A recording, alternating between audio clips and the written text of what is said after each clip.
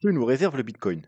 C'est ce que nous allons voir dans l'analyse du jour. Mais avant de commencer, n'oubliez pas de vous abonner, de mettre un petit pouce bleu et de laisser un commentaire. Alors aujourd'hui, ça va être une petite vidéo simplement parce que je pense que cette semaine, on a déjà bien fait le tour sur l'analyse du Bitcoin, hein, sur tous les time frames inimaginables. Et il n'y a pas grand-chose qui se passe. Du coup, ça va être plutôt rapide aujourd'hui. Donc la cryptomap, elle est plutôt verte, hein. Le Bitcoin, il consolide. Il a une chute, un rebond. Et les altcoins, ils se portent plutôt bien, entre 5 et 10 pour l'ensemble des altcoins. Enfin, du moins ceux qui sont dans le vert, on en a quelques altcoins quand même qui sont dans le rouge. C'est pareil, c'est des chutes de 5 à 10. Et on a ENA qui fait un très joli 21. On a Ray aussi qui fait 9. Ray d'ailleurs qu'on va voir aujourd'hui en fin de vidéo. Alors, le petit dollar.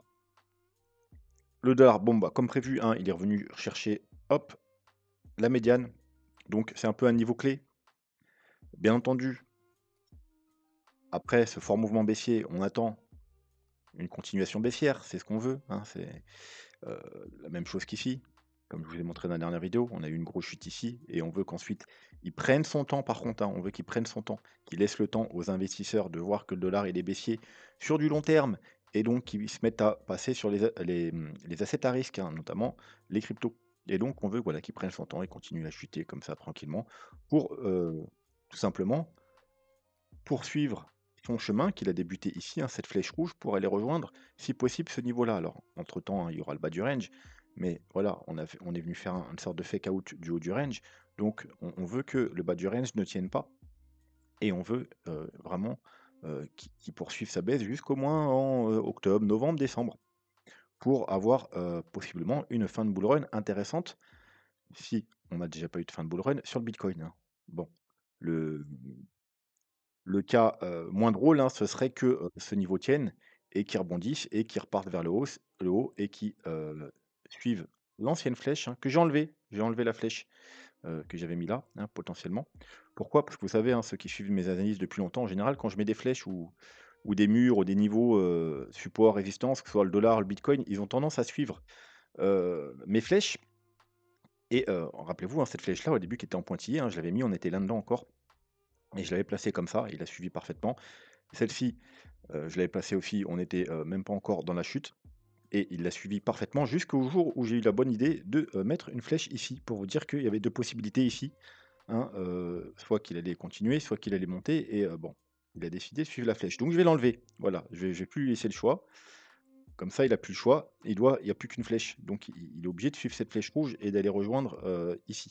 Voilà, puis, s'il veut même aller un peu plus bas, je l'autorise, un peu plus longtemps, un peu plus bas, comme ça, il a droit. Mais au minimum, il faut qu'il nous fasse ça et ça. Sinon, oubliez le bull run pour le Bitcoin. Donc s'il se met à rebondir et à repartir à la hausse, voilà, ça va être très compliqué. Bon, hein, comme je vous l'ai dit hier, c'est plutôt une bonne nouvelle cette, chute-là. Maintenant, il faut juste que ça se prolonge et que, voilà, pendant les mois qui viennent, il soit bearish et il nous fasse, des petits rebonds, des petits trucs. Après, il fait sa vie, hein, comme il veut, mais tant qu'il descend, ça nous va. On veut exactement la même chose qu'ici, hein, voilà. Il y a eu ça, il est venu chercher, vous voyez, un gros niveau de support, comme là, il est venu chercher un gros niveau de support. Il travaille un peu et puis, bah, après, il reprend son petit bonhomme de chemin, avec des petits rebonds, bien entendu, hein, on descend jamais en ligne droite, mais il continue à faire des hauts plus bas et puis des bas plus bas, et cetera pendant plusieurs mois. C'est exactement, ce qu'on veut et tout ira bien pour le bitcoin. Alors heureusement qu'il y a le dollar qui nous donne des signaux baissiers parce que sinon vraiment je serais vraiment bearish sur le bitcoin parce que le bitcoin en lui-même, c'est pas ouf. Donc on en revient, depuis hier, qu'est-ce qui s'est passé? Bon, il y a eu l'annonce de Trump. Comme je vous avais dit hier, il y avait 3 scénarios. Le scénario que j'imaginais pas, qui aurait été un scénario ultra bearish, c'est-à-dire pas de réserve, sur le bitcoin. Le scénario ultra bullish et qui pouvait faire partie de ces rares news, c'est comme je vous l'ai dit, alors il y a toujours un qui comprend pas, mais monsieur William, c'est pas grave, on va réexpliquer aujourd'hui, exprès pour lui. Il y a très peu de news qui peuvent impacter un graphique. Quand on parle d'impacter un graphique, c'est sur du moyen long terme ou qui peuvent reverser un cours. Ça veut dire, sortir un bitcoin d'un bear market ou sortir un bitcoin d'un bull market. C'est vraiment, faut que ce soit des news extraordinaires et c'est extrêmement rare, hein. 90 des news, ça va être des news très court terme. Voilà, il y aura une réaction du marché, il y aura une amplification du mouvement, il y aura une réaction, mais la plupart du temps, vous voyez ça comme un gap. hein, une news, la plupart des news, hein, comme je vous dis 90 des news, c'est ça crée un mouvement comme les week-ends et ça crée un gap et tout simplement et ces news en général sont ravalées. Regardez, on a eu la news hier, voilà. Alors, comme je vous l'avais dit, moi c'est à ce que je m'attendais. C'est-à-dire qu'on a ni la news ultra bearish, ni la news ultra, bullish, donc pas de vraie news, encore une fausse news.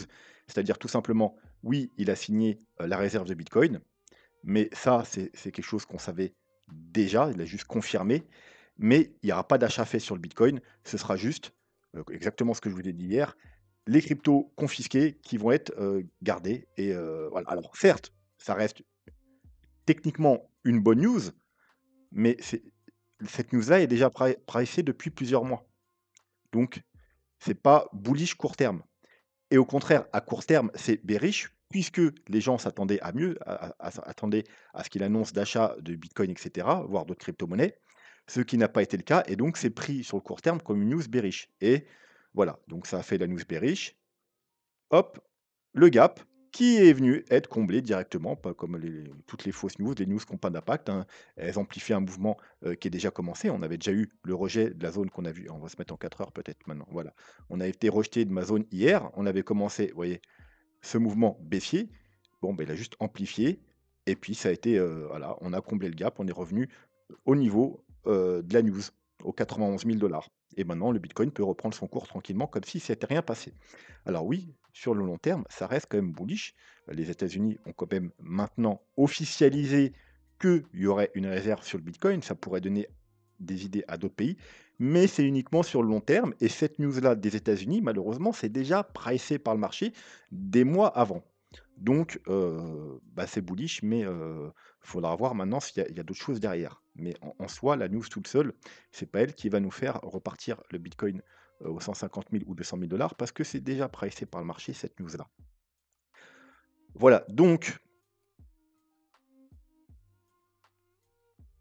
beh, il n'y a pas grand-chose de plus à dire que, puisqu'on a déjà tout vu.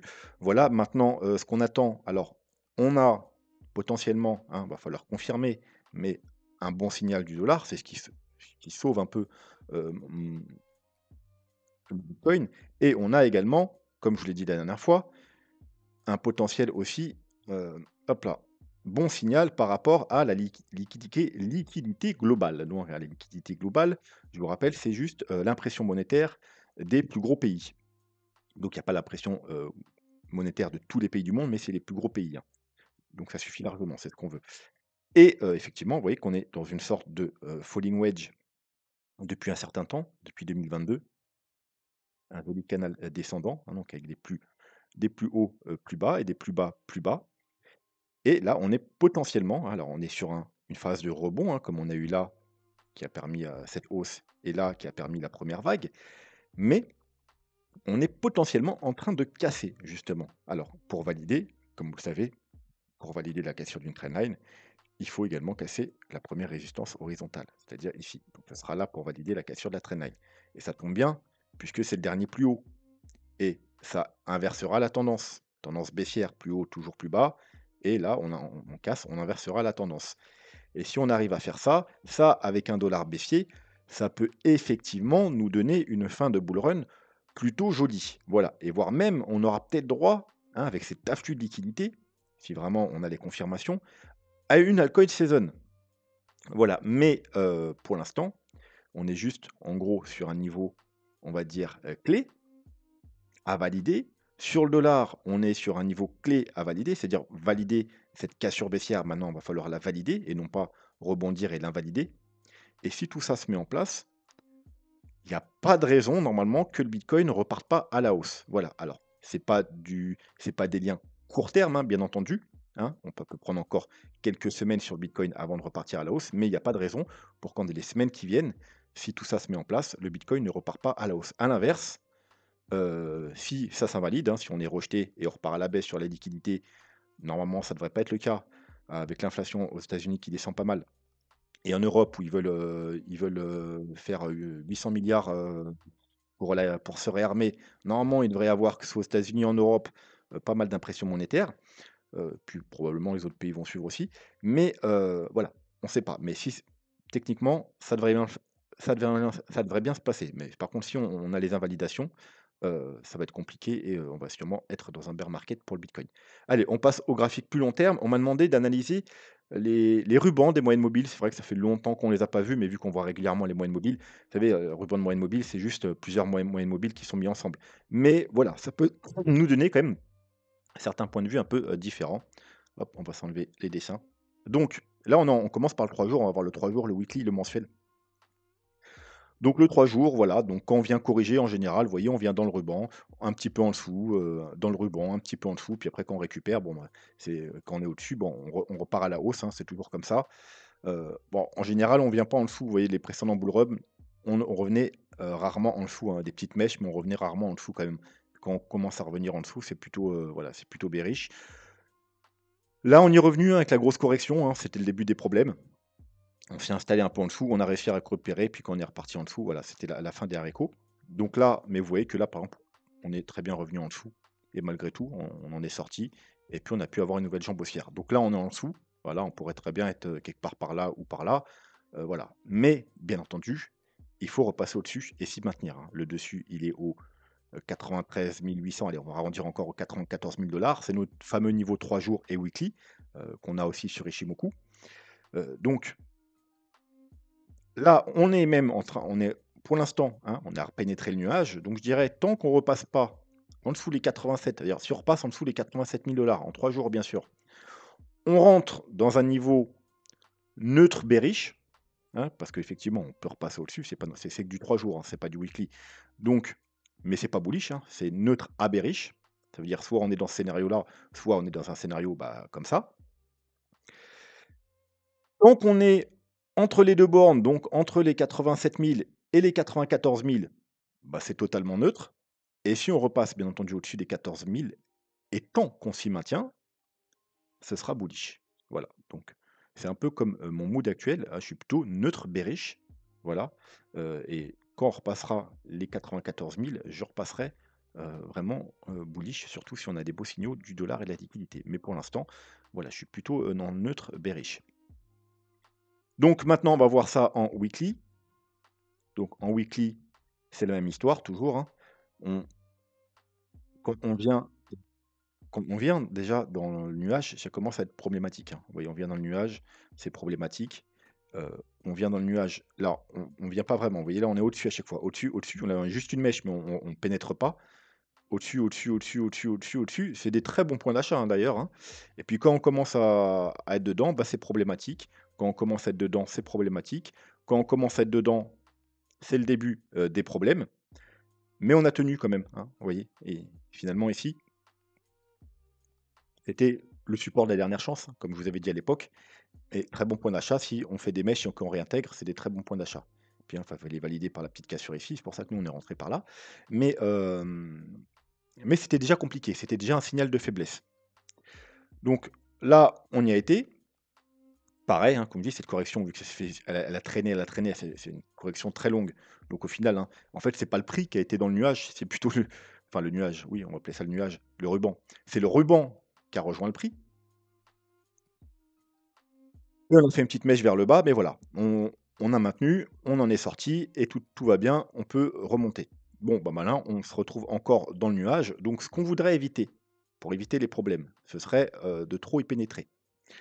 Tout simplement parce que oui, hein, heu c'est pas la fin du monde tant qu'on le casse pas. Alors, bien évidemment, je vous donne le niveau où par contre c'est la fin des haricots, hein, parce que même là avec la correction de 50, vous voyez qu'on n'a pas clôturé en dessous du nuage.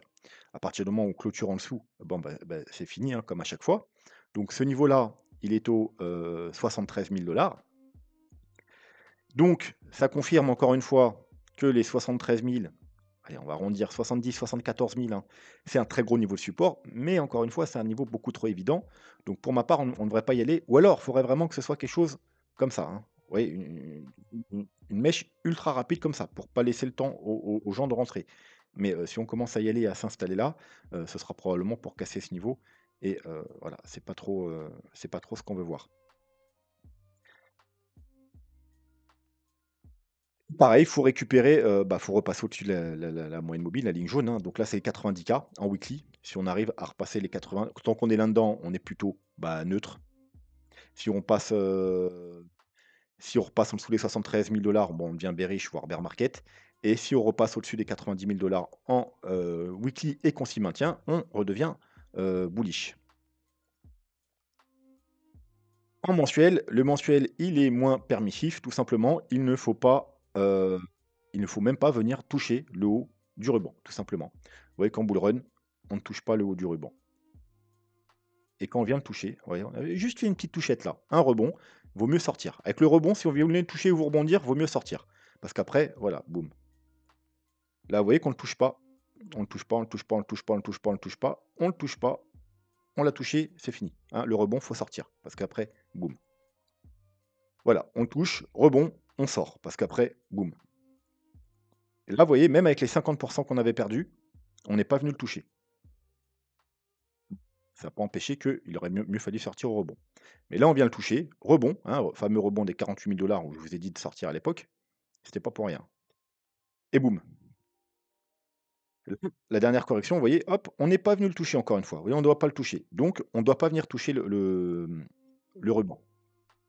Si on vient le toucher, rebond, vaudra mieux sortir, comme les 5 fois précédentes. Le niveau, il est aux 67 500 $. Voilà, donc théoriquement, on ne doit pas venir toucher les 67 500 $. Le problème qui se pose, c'est que, on va repasser en weekly. Est-ce que le graphique veut bien? Voilà.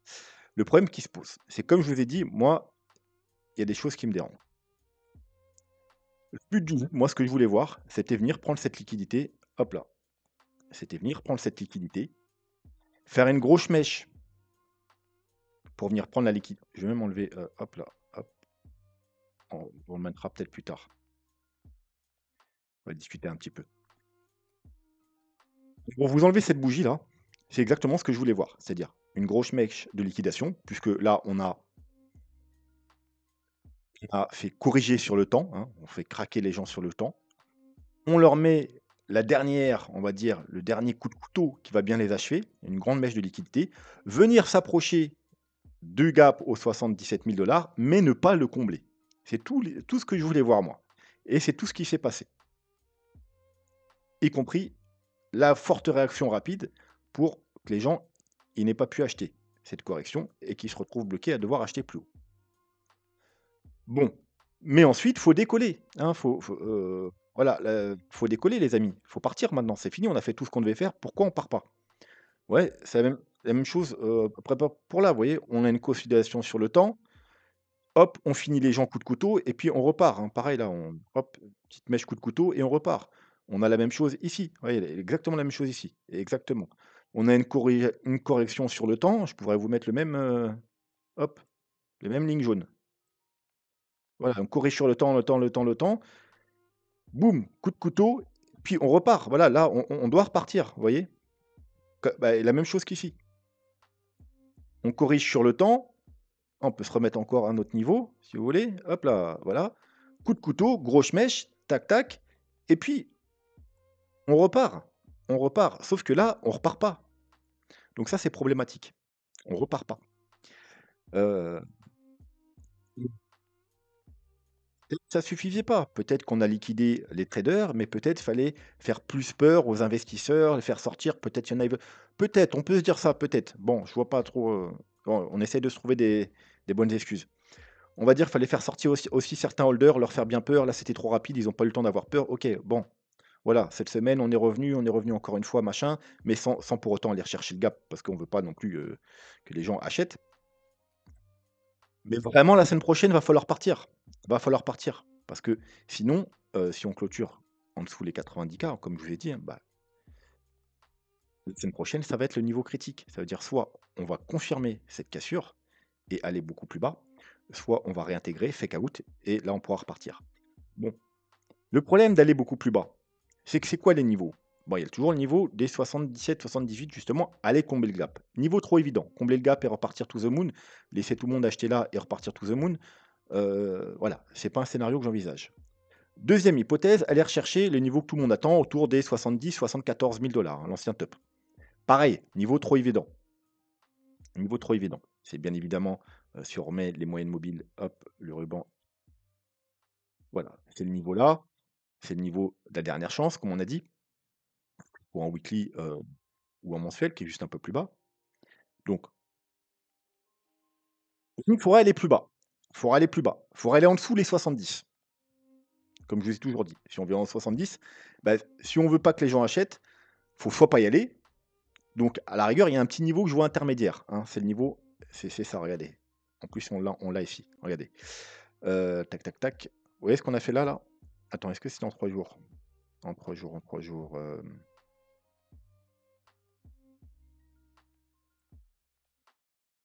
en 3 jours, en weekly, est-ce que je vais retrouver? Ou en mensuel? Je retrouve plus le niveau. J'avais un niveau, qu'on était venu rechercher la deuxième moyenne mobile ici, là, et ça devait pas être en mensuel. Bah, de toute façon, je vais voir parce que, bah, ça devait être en weekly. Bah, non, non plus. Ah, en 2 semaines. J'oublie, j'oublie, j'oublie. Voilà, 2 semaines, parfait. En gros, il faudrait venir comme cette correction, vous voyez que le 50 là, hop, on est venu chercher ici, hein. Normalement, c'est pareil en 2 semaines, on n'est pas censé trop pénétrer dans le nuage. Que quand on pénètre dans le nuage, c'est la merde. On est venu pénétrer un petit peu et on a bloqué par la première moyenne mobile, ici. Vous voyez, on a fait bien support et on est reparti. Bon, en gros, voilà, c'est le scénario qu'il faudrait faire. Pourquoi? Parce que cette moyenne mobile est à 75 000 $. Ça veut dire, on irait effectivement combler le gap, mais on s'y arrêterait pas. Continuerait à descendre. Et donc là, les gens, ils attendraient les 70, 72, 73, 74 000 $. Mais on n'irait pas. Voilà, on serait vraiment dans le petit créneau entre les 77 que tout le monde attend et les 72, 73, allez, 70, 73 que tout le monde attend. On serait pile poil, mais vraiment, c'est un truc au poil de cul, quoi. Et voilà, on serait dans ce scénario-là. On vient, hop, sur cette petite ligne et puis on repart. Voilà. Parce que sinon, les autres, c'est des niveaux trop évidents. Venir ici, c'est trop évident. Donc, il faudrait qu'on aille plus bas. Mais si on va plus bas, eh bien, malheureusement, ça veut dire qu'il faudrait aller aux 66, 67, 68, 69 K. Eh bien, on risquerait en mensuel d'aller toucher cette petite moyenne mobile qu'il ne faut surtout pas toucher parce que dans toute l'histoire du Bitcoin, et là, il n'y a pas de faux signaux, à chaque fois qu'on l'a touché, eh bien, on est rentré en bear market.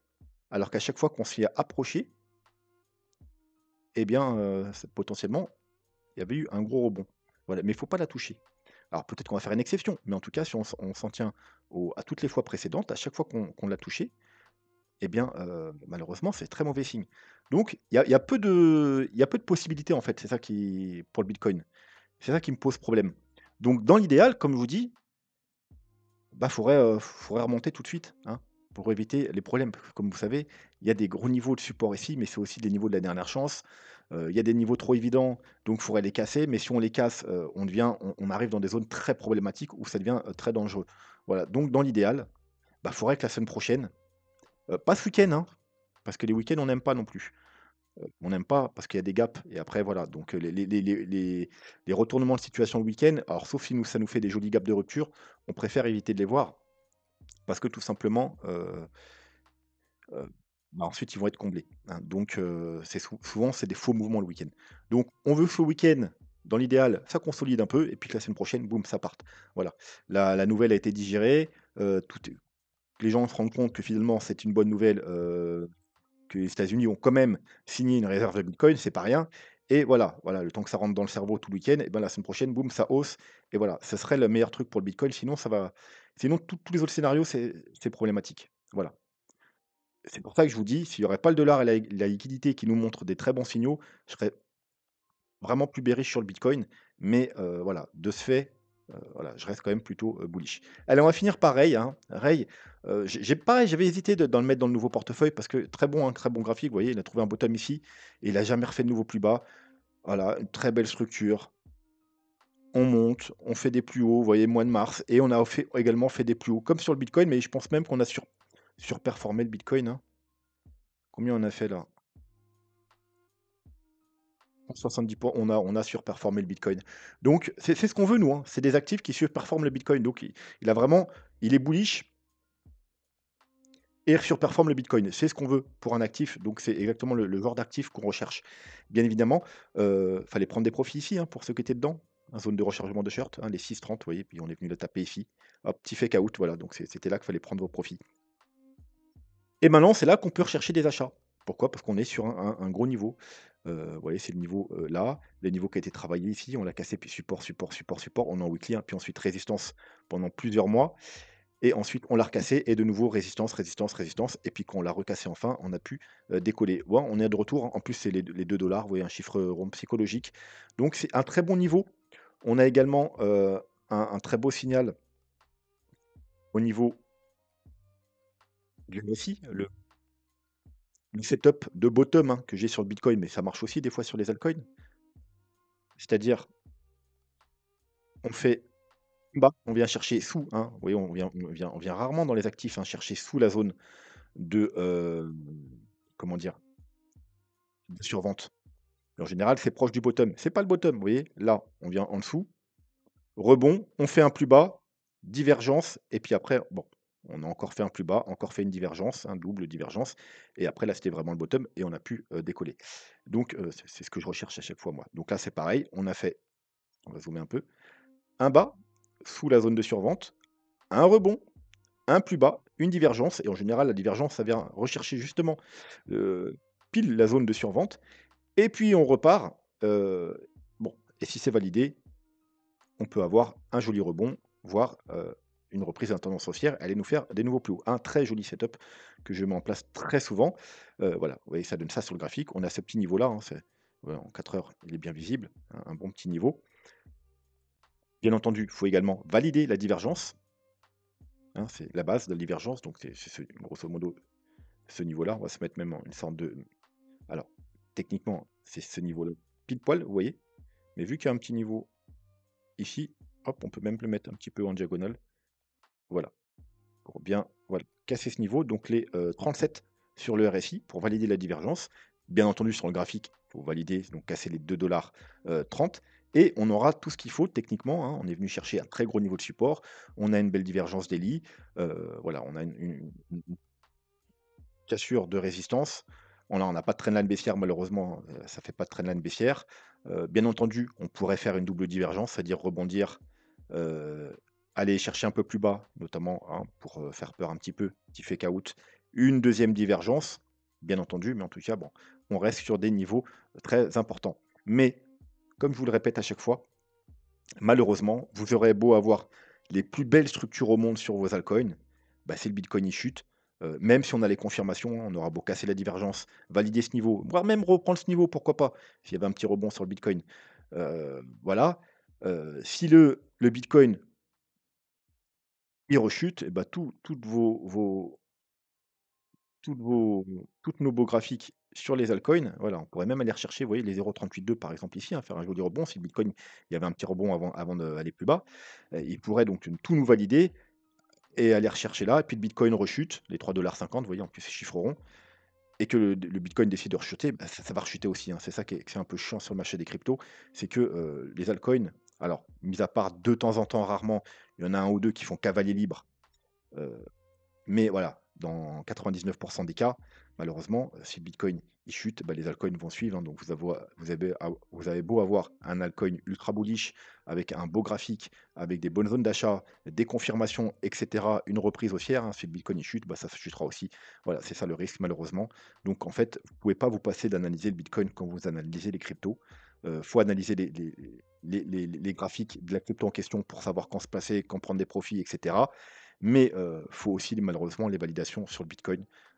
Voilà, voilà, donc les validations sur l'actif, c'est bien, mais les validations en plus sur le bitcoin, c'est mieux et pour ça, il faudra déjà repasser au-dessus des 90 K. Voilà, allez, on va se laisser là pour aujourd'hui. Je pense que la vidéo finalement, elle était assez longue. Je pensais qu'elle serait beaucoup plus courte. Donc sur ce, moi, je vous souhaite un, très bon week-end. Non, avant de se laisser, oui, il y aura une, vidéo pour les abos, comme j'ai dit, je vais essayer de la préparer ce week-end et ce sera alors quand je parle de vidéo pour les abos, c'est les abos qui ont souscrit, à, à la chaîne, hein, c'est payant. Alors ça va de 2,50 à 14,99 €, il y a plusieurs paliers, n'importe lequel, ça vous donne de toute façon accès aux vidéos. pour, tout simplement pour soutenir la chaîne, hein, comme aussi vous pouvez faire des petites donations, utiliser les liens d'affiliation qui sont ici. Sur les marchés crypto et sur les marchés traditionnels, Trade Republic, très important de se diversifier. Vous pouvez également faire des petites donations, via, YouTube. Hem, mais vous pouvez effectivement, depuis quelque temps, rejoindre, la chaîne et ça vous donnera droit à quelques petits bonus et notamment aux vidéos spéciales abos. Et la vidéo, spéciale abo sera tout simplement sur les indicateurs de fin de bull run. Oui, j'ai décidé de la faire pour, les abos, tout simplement pour les remercier un petit peu, hem, de soutenir la chaîne. Donc, ils auront droit, si vous êtes abonné, à la vidéo sur tous les indicateurs pour la fin du bull run. Alors les autres, ne vous inquiétez pas. Normalement, si vous regardez mes vidéos régulièrement, dans les 2 ou 3 mois qui viennent de passer, 80 des indicateurs qu'il y aura dans les vidéos, vous les avez déjà eus. Tout simplement parce que je vous les donne quand même régulièrement, petit à petit, quand on analyse le long terme, le weekly, le mensuel. Bon, voilà, c'est juste que là, eh bien, elles seront condensées, ils seront tous dans une vidéo, c'est plus simple effectivement. Vous avez tous les indicateurs dans une même vidéo, avec peut-être même quelques-uns que je ne vous ai pas donnés, bien entendu, mais voilà, ça sera au bénéfice, des abonnés. Voilà, sur ce, je vous souhaite un très beau week-end et je vous dis à lundi. Tchuss.